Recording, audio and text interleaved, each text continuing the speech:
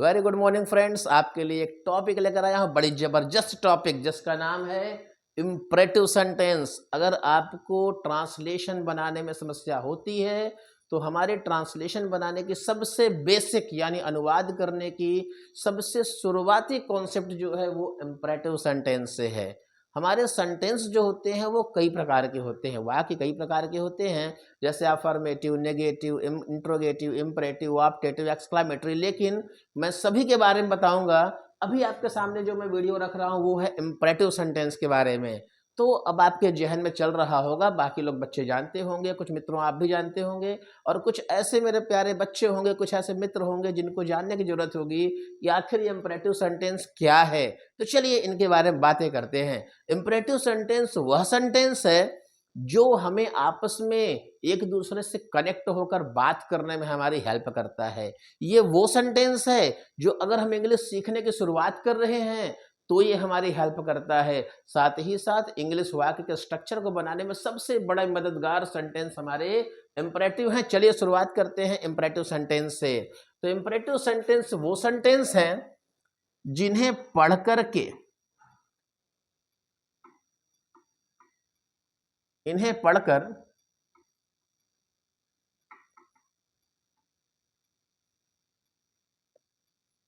आपको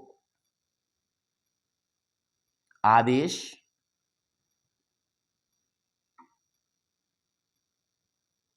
प्रार्थना, सलाह या सुझाव का बोध होता है। यानी ऐसे वाक्य जिनको पढ़कर आपको पता चले कि इनके माध्यम से आपको आदेश दिया जा रहा है, प्रार्थना की जा रही है, सुझाव दिया जा रहा है या सलाह दिया जा रहा है, ऐसे सेंटेंस इम्परेटिव सेंटेंस कहे जाते हैं। तो दोस्तों, आदेश को ऑर्डर, प्रार्थना को रिक्वेस्ट, सलाह को एडवाइस और सुझाव को प्रपोजल कहा जाता है। चलिए पहले मैं कुछ हिंदी एग्जाम्पल्स आपको समझाता हूं। जैसे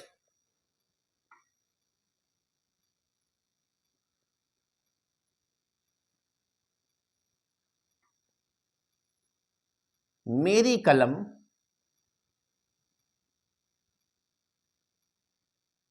मेज पर रख दो। दोस्तों, हमने कहा मेरी कलम मेज पर रख दो, तो ये क्या है? मैंने अपने सामने वाले बंदे से कहा मेरी कलम मेज पर रख दो, यानी कि मैंने उसे आदेश दिया कि मेरी कलम को मेज पर वो रख दे। नेक्स्ट, हमने कहा कृपया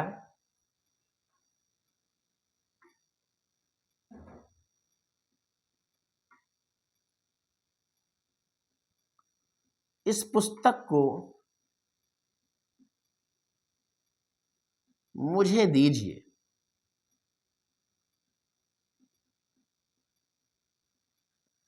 पहला वाला दोस्तों क्या था? ऑर्डर। फिर हमने कहा कृपया इस पुस्तक को मुझे दीजिए। तो कृपया शब्द जो है ये हमें बता रहा है कि यहां पर हमसे क्या किया जा रहा है? रिक्वेस्ट किया जा रहा है, प्रार्थना की जा रही है। यानी यह वाक्य हमें बोध करा रहा है कि यहां पर हम रिक्वेस्ट कर रहे हैं। थर्ड सेंटेंस,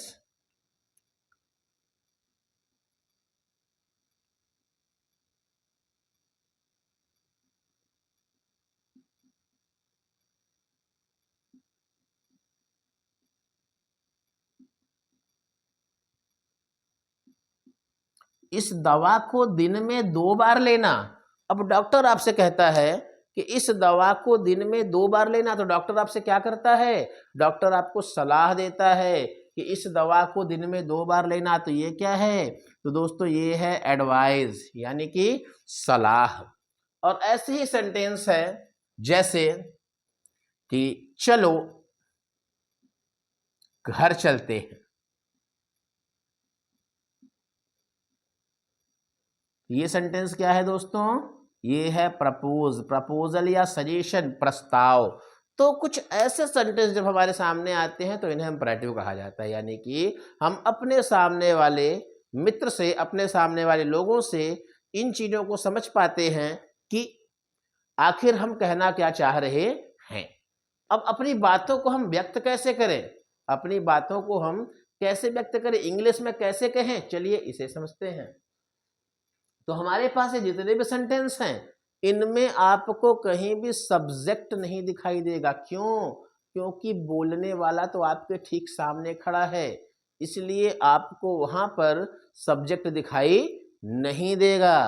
अब आपको क्या करना है, सब्जेक्ट हमारे पास नहीं है और किसी भी वाक्य को बनाने के लिए सबसे पहले दोस्तों हमें जरूरत पड़ती है सब्जेक्ट की, और हमारे पास हमारे वाक्य में कोई सब्जेक्ट नहीं है। तो हमारे लिए वाक्य को बनाना बहुत मुश्किल नहीं है, क्योंकि हमारे पास सारे सेंटेंस प्रेजेंट में हैं और हमारे पास किसी भी वाक्य को बनाने के लिए बहुत बड़े नियम की आवश्यकता नहीं है। चलिए कॉन्सेप्ट समझते हैं। किसी भी वाक्य को बनाने के लिए हमने पढ़ा है कि वाक्य में सबसे पहले किसे लिखा जाता है दोस्तों, सब्जेक्ट को। फिर किसे लिखते हैं दोस्तों, उस टेंस की हेल्पिंग वर्ब को। फिर किसे लिखते हैं, वर्ब को यानी काम। और फिर किसे लिखते हैं, ऑब्जेक्ट को। और लास्ट में हम दोस्तों किसे लिखते हैं, जो हमारे सेंटेंस में कुछ बच जाते हैं, अदर वर्ड। तो किसी भी वाक्य को बनाने के तरीके क्या हैं, subject, helping verb, verb, object और अदर वर्ड। हमने अपने सेंटेंस में आपको ये बताया है कि सब्जेक्ट का मतलब होता है किसी भी वाक्य में काम करने वाला। तो काम करने वाला दोस्तों कहलाता है सब्जेक्ट। फिर हेल्पिंग वर्ब हमने बताया है, ये टेंस की पहचान बताता है कि आप किस टेंस में हैं, जो आपको वाक्य के अंत में मिलता है। वर्ब बताता है कि आपने काम क्या कर रहे हो, उस काम को लिखना होता है। ऑब्जेक्ट बताता है कि आपके काम में मदद कौन कर रहा है। और अदर वर्ड्स बचते हैं, जो एक्स्ट्रा शब्द बच जाते हैं जिनसे हमें कोई लेना देना नहीं है, वाक्य में उन्हें लिखा जाता है दाहिने से बाएं, दाएं से बाएं लिखते हैं दोस्तों इन्हें हम। तो अब हमारे पास जो सेंटेंस है दोस्तों, जैसे आपको हमने एक सेंटेंस ऊपर एग्जाम्पल में दिया है, उसे नीचे रख कर दिखाऊंगा। मेरी कलम मेज पर रख दो। मेरी कलम मेज पर रख दो। अब इस सेंटेंस को हमें इंग्लिश में कन्वर्ट करना है, तो सबसे पहले हमें ढूंढना है काम करने वाले को, कि आखिर इस सेंटेंस में काम कर कौन रहा है। मेरी कलम को मेज पर रख दो, कौन रख देगा, मेरे सामने वाला जिससे हम बोल रहे हैं। लेकिन ये तो छिपा हुआ है, क्या हमने तुम बोला? मेरी कलम को मेज पर कौन रखेगा, जो मेरे सामने है, और जो मेरे सामने है वो कौन है, वो तुम है। तो दोस्तों यहां पर तुम है, लेकिन ये तुम क्या है, छिपा हुआ है, यानी हमें इसे लिखने की जरूरत नहीं है। जब हिंदी में ये छुपा हुआ है तो इंग्लिश में भी हम इसे लिखेंगे नहीं। फिर सब्जेक्ट के ठीक बाद आती है हेल्पिंग वर्ब। यह हेल्पिंग वर्ब भी दोस्तों सब्जेक्ट के अकॉर्डिंग ही लगाई जाती है, क्योंकि सब्जेक्ट छिपा है तो हेल्पिंग वर्ब को भी लगाने की आवश्यकता नहीं है। क्यों नहीं है? क्योंकि हमारे सारे टेंस प्रेजेंट में चलते हैं। प्रेजेंट में आपने पढ़ा होगा कि इन प्रेजेंट इंडिफिनिट टेंस में, प्रेजेंट के इंडिफिनिट टेंस में डू या डज का प्रयोग करते हैं, और अफर्मेटिव सेंटेंस में डू डज को लगाया नहीं जाता, इसलिए यहां पे सब्जेक्ट के साथ हेल्पिंग वर्ब का प्रयोग भी नहीं करेंगे। अब सीधे हम किसको लिखेंगे दोस्तों, अपने काम को। फिर किसे लिखेंगे, जो काम में मदद कर रहा है। फिर किसे लिखेंगे, जो बचा है उसे राइट से लेफ्ट लिखेंगे। तो यही है दोस्तों हमारा स्ट्रक्चर, इसी की मदद से हमें वाक्य को बनाना है। तो सबसे पहले आपको लिखना है काम। तो चलिए, मेरी कलम मेज पर रख दो, तो क्या काम करो, तो हमारा काम है दोस्तों रख दो। तो सबसे पहले हमें लिखना है रख दो। तो रख दो की अंग्रेजी दोस्तों कीप। कीप मीन्स रख दो। किसे रख दो?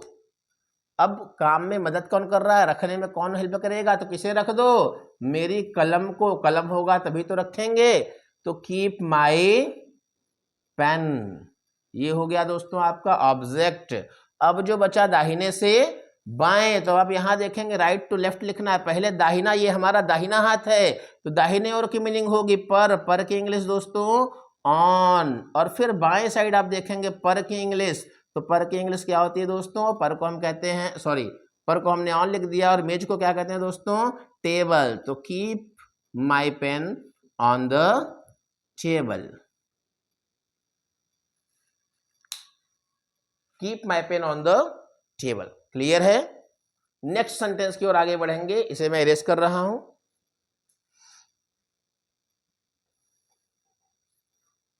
देखिए ऐसे ही हमारा अगला सेंटेंस है।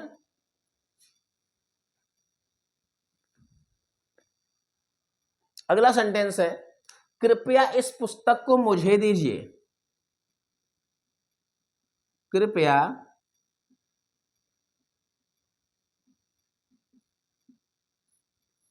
इस पुस्तक को मुझे दीजिए।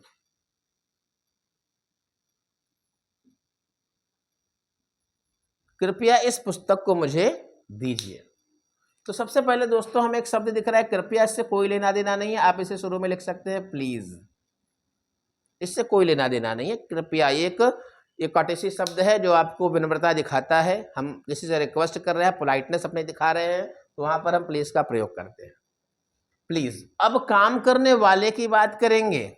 इस पुस्तक को मुझे दीजिए, कौन पुस्तक दे रहा है? ये तो छुपा हुआ है दोस्तों, तो इसे लिखना नहीं है। चूंकि इसे नहीं लिखना है तो हेल्पिंग वर्ब को भी नहीं लिखना है। अब आते हैं सीधे काम पर। क्या काम है? इस पुस्तक को मुझे दीजिए, तो क्या करिए?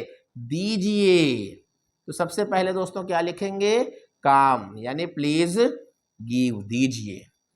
तो पहले हमने काम लिख दिया। अब काम में मदद कौन कर रहा है? मुझे दीजिए, तो प्लीज गिव मी। क्या दीजिए? इस पुस्तक को। इस पुस्तक यानी इसकी इंग्लिश दिस, पुस्तक को दोस्तों हम कहते हैं बुक। तो please give me this book, इस पुस्तक को मुझे दीजिए, please give me this book. अब आपके मन में एक बात चल रही होगी कि सर क्या इस बुक को हम पहले नहीं लिख सकते थे? तो हाँ, बिल्कुल लिख सकते हैं। हमारे वाक्य में दो प्रकार के ऑब्जेक्ट होते हैं, एक सजीव ऑब्जेक्ट, एक निर्जीव ऑब्जेक्ट। सजीव ऑब्जेक्ट को इनडायरेक्ट ऑब्जेक्ट कहते हैं, निर्जीव ऑब्जेक्ट को डायरेक्ट ऑब्जेक्ट कहते हैं। तो याद रखें, हमेशा सजीव ऑब्जेक्ट यानी इनडायरेक्ट ऑब्जेक्ट को पहले लिखते हैं और डायरेक्ट ऑब्जेक्ट को बाद में लिखते हैं। क्यों ऐसा करते हैं? क्योंकि सजीव पहले और निर्जीव बाद में होता है। अगर आप निर्जीव को पहले लिख दे तो गलत नहीं होगा, बस आपको इस वाले ऑब्जेक्ट में टू लगाना पड़ेगा। यानी आपका सेंटेंस बनेगा please give this book to me. Sentence वो भी करेक्ट है, बिल्कुल उतना ही करेक्ट है जितना कि ये है। लेकिन स्पीक करते समय हमेशा बेटर ये होता है कि हमेशा सजीव सब्जेक्ट पहले हो और निर्जीव बाद में हो। चलिए थर्ड सेंटेंस पर आते हैं।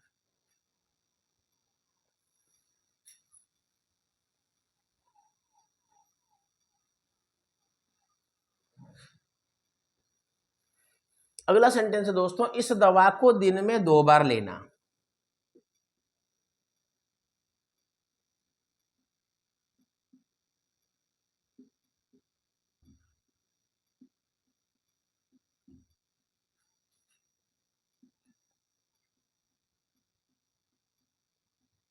इस दवा को दिन में 2 बार लेना।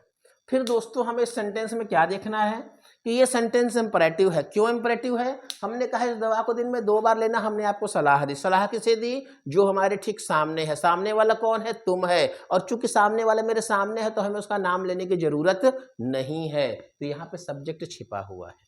कौन दवा लेगा? तुम लोगे। तुम क्या हो? छिपे हुए हो। तो सब्जेक्ट दोस्तों हमारा छिपा हुआ है। अब जब सब्जेक्ट छिपा हुआ है तो हम सब्जेक्ट को नहीं लिखेंगे। सब्जेक्ट नहीं लिखेंगे तो हेल्पिंग वर्ब को भी नहीं लिखेंगे। वाक्य इंपरेटिव है तो शुरू कहां से करेंगे दोस्तों? वर्ब से, यानी काम से। तो काम क्या है? काम है लेना। क्या काम करना? इस दवा को दिन में 2 बार लेना, यानी लेना। तो सबसे पहले हमारा काम है लेना। तो लेना को दोस्तों क्या कहते हैं? टेक, लेना। अब प्रश्न पूछता है काम में कौन मदद कर रहा है? किसे लेंगे? तो किसे लेंगे? इस दवा को लेंगे। तो टेक इस दवा को कहते हैं this medicine. Take this medicine, इस दवा को लेना। दोस्तों हमने इसे लिख लिया, इसे लिख लिया। जो बचा वो दाहिने से बाएं। तो दाहिने पे लिखा है 2 बार। 2 बार को दोस्तों कहते हैं ट्वाइस। या अगर आप 2 बार को ट्वाइस न जानते हो तो आप इसे दोस्तों लिख सकते हैं 2 टाइम्स।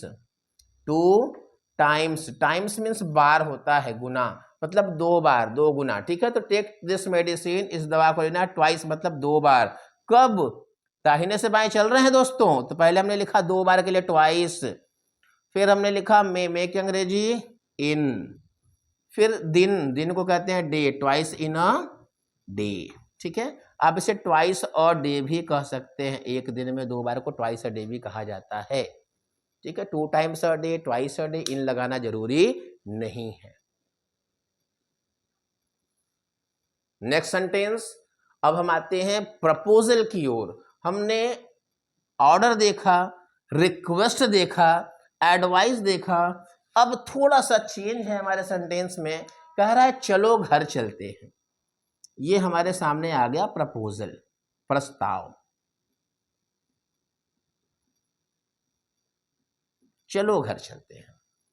अब जब चलो शब्द हमारे सामने आता है दोस्तों, तो यहां पे चलो घर चलते हैं, तो चलो यानी तुम भी चलो और मैं भी चलूं। अब यहां पे काम करने वाले केवल तुम नहीं हो, मैं भी हूं। चूंकि मैं भी हूं, तो जब भी ऐसे प्रपोज का भाव आता है, जब भी ऐसे प्रस्ताव का भाव आता है, जब भी हमारे सामने प्रपोजल आता है, इस चलो की अंग्रेजी दोस्तों लिखी जाती है लेट अस। क्या लिखी जाती है? Let us. तो जब भी प्रपोज आएगा दोस्तों, सबसे पहले इसका नियम थोड़ा सा बदल जाता है। पहले लेट अस लिखा जाता है, फिर हम लिखते हैं वर्ब की फर्स्ट फॉर्म, फिर ऑब्जेक्ट लिखते हैं। क्यों लेट अस को पहले क्यों लिख दिया? क्योंकि दोस्तों हमने बताया है कि लेट अस का मतलब यहाँ पे काम करने वाले तुम भी हो और काम करने वाला मैं भी हूं, दोनों काम करेंगे मिलकर के, दोनों चलेंगे। इसलिए सबसे पहले दोस्तों क्या लिख दिया हमने? लेटस। और लेटस लिखते ही हम पुराने नियमों पर चलेंगे। सबसे पहले काम क्या करते हैं? चलते हैं। चलते हैं यानी गो, लेटस गो। कहां चलते हैं दोस्तों? घर, लेटस गो होम। तो चलो घर चलते हैं। मुझे उम्मीद है कि आपको ये समझ में आ गया होगा। आप इसके स्क्रीनशॉट ले, तो हम इसके नेगेटिव सेंटेंस की ओर आगे बढ़ते हैं। ओके,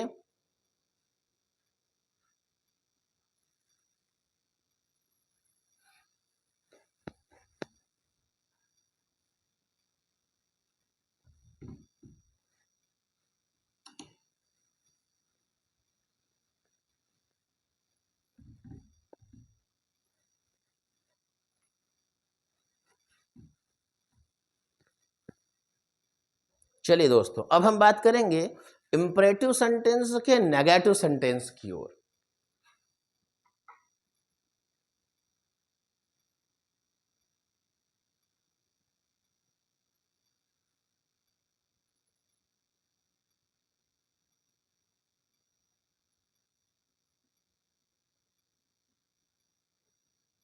अब इंपरेटिव सेंटेंस क्या, नेगेटिव सेंटेंस। नेगेटिव सेंटेंस का मतलब दोस्तों कि बस हमारे वाक्य तो वैसे ही हैं, हमारे वाक्य में न शब्द का प्रयोग हो जाएगा। जैसे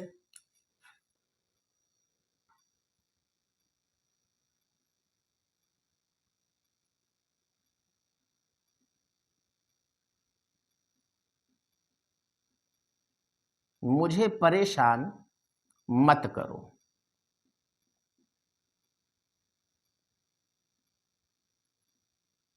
वहां मत जाओ,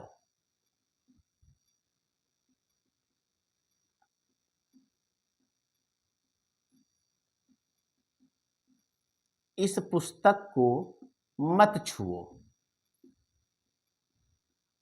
अब आप देखेंगे दोस्तों कि इन सभी सेंटेंसेस में मत शब्द का प्रयोग हो रहा है, न शब्द का प्रयोग हो रहा है। यानी ये दोस्तों ऐसे सेंटेंस क्या हैं? ये नेगेटिव सेंटेंस। और किसके नेगेटिव सेंटेंस है? इंपरेटिव सेंटेंस के नेगेटिव हैं। अब इंपरेटिव सेंटेंस के नेगेटिव में सर क्या कोई नया नियम आएगा? नहीं दोस्तों, कोई नया नियम नहीं आएगा। हमारे पास सब्जेक्ट जो है वो कौन है? वो है यू, यानी तुम। और तुम क्या है दोस्तों? छिपा हुआ है।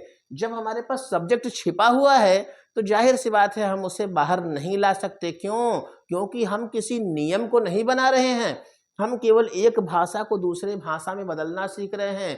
तो जो हमारे हिंदी में है वही हमारे इंग्लिश में होगी, उससे ज़्यादा अपने से हम कुछ भी नया नहीं ला सकते हैं। ओके, तो चलिए इसके लिए क्या किया जाए, अब हम इसमें किस चीज़ को ऐड करें, तो चलिए देखते हैं। हमने अभी पढ़ा कि हमारे पास जो स्ट्रक्चर होते हैं वह स्ट्रक्चर होते हैं वर्ब, ऑब्जेक्ट और अदर वर्ड के, ठीक है। लेकिन हमारे स्ट्रक्चर होने क्या चाहिए? हमारे स्ट्रक्चर होने चाहिए वाक्य में सबसे पहले सब्जेक्ट, फिर दोस्तों हेल्पिंग वर्ब, फिर दोस्तों वर्ब, फिर ऑब्जेक्ट और फिर अदर वर्ड। तो हमारे पास ये स्ट्रक्चर होना चाहिए। अब इतना स्ट्रक्चर तो हमारे पास होना चाहिए, ये हमें पता है वाक्य को बनाने के लिए, लेकिन हमें पता है कि हमारे पास जो दोस्तों वो सब्जेक्ट है वो क्या है, छिपा हुआ है। और जो छिपा हुआ है वो कौन है, वो है तुम। तुम को इंग्लिश में दोस्तों क्या कहते हैं, यू कहते हैं, ठीक है, यू कहते हैं। लेकिन ये यू हमारे पास दोस्तों क्या है, ये छिपा हुआ है, इसलिए हमें इसे लिखना नहीं है। लेकिन आप देख रहे होंगे हमारे वाक्य में नहीं शब्द आया हुआ है, और नहीं शब्द नेगेटिव होता है, और नेगेटिव बिना हेल्पिंग वर्ब के नहीं आता।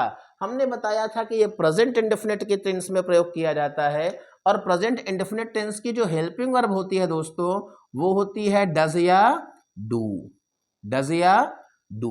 और आपको पता है कि यू एक बहुवचन सहायक बहुवचन सब्जेक्ट है, और बहुवचन के साथ डू का प्रयोग करते हैं, ना कि डज का। तो यानी हम यहाँ पे डज का प्रयोग नहीं करेंगे, हम यहाँ पे किसका प्रयोग करेंगे, डू का। सब्जेक्ट को नहीं लिखना है, सबसे पहले किसे लिखना है, डू को। क्यों डू लिखना है, क्योंकि यू के साथ डू आता है। सर यू कहाँ है, यू छिपा हुआ है, यू दिख नहीं रहा है, और जब इंग्लिश में दोस्तों नहीं दिख रहा है तो हम उसे हिंदी में दिखाने की कोशिश भी नहीं करेंगे।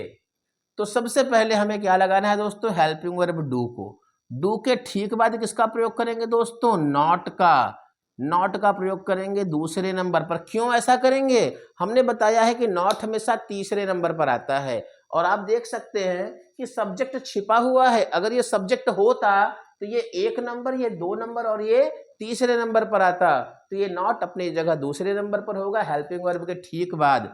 फिर हमारे टेंस में वैसे ही जैसे वर्ब है, वर्ब की फर्स्ट फॉर्म को लिखेंगे दोस्तों, फिर ऑब्जेक्ट लिखेंगे, और फिर अदर वर्ड का प्रयोग करेंगे।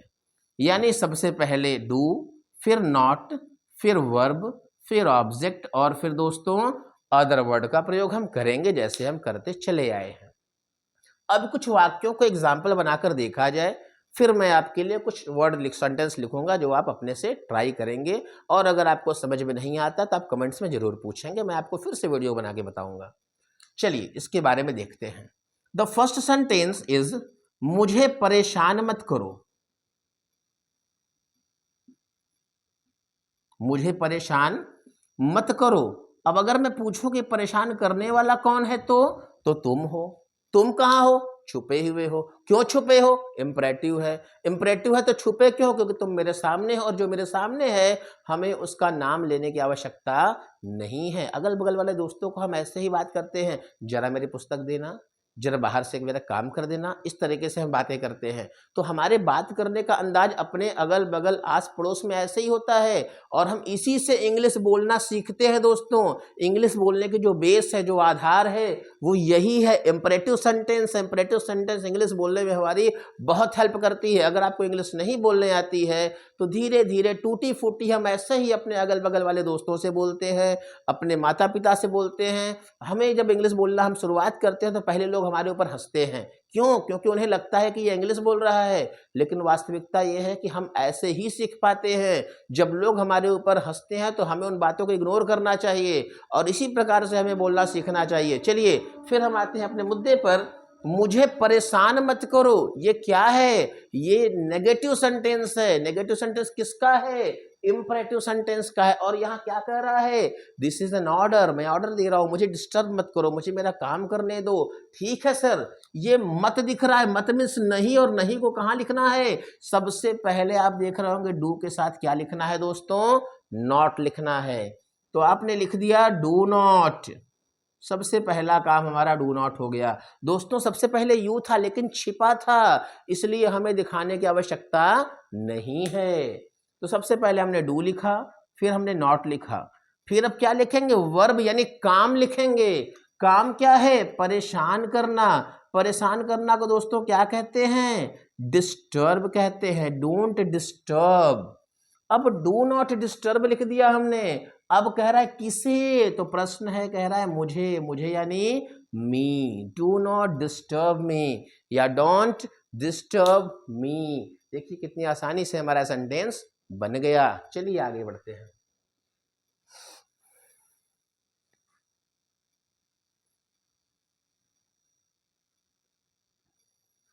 चलिए दोस्तों, ऐसे ही हमारा अगला सेंटेंस है। अगला सेंटेंस है वहां मत जाओ।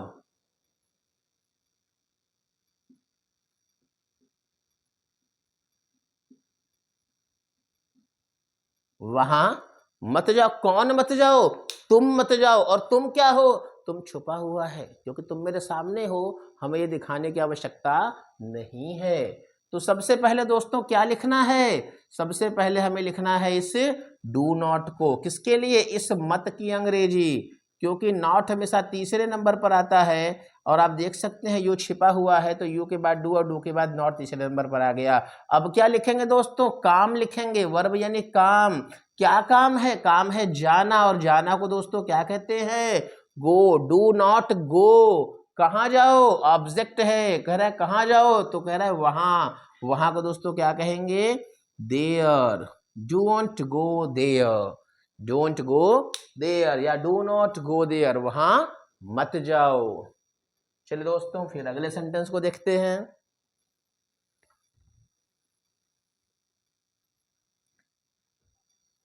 इस पुस्तक को मत छुओ।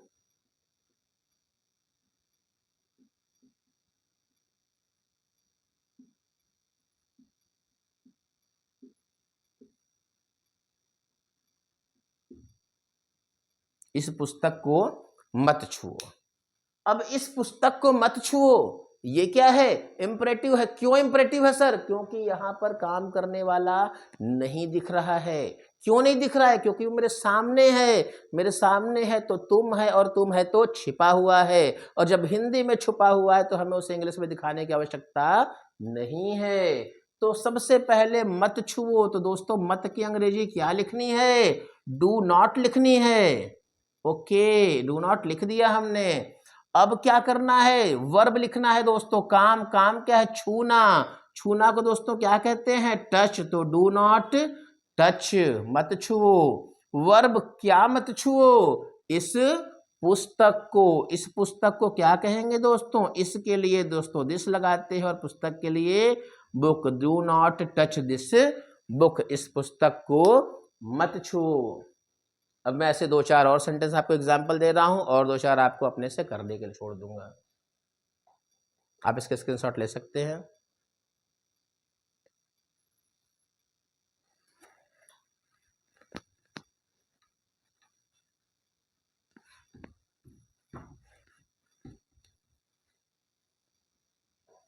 देखें, अब ऐसे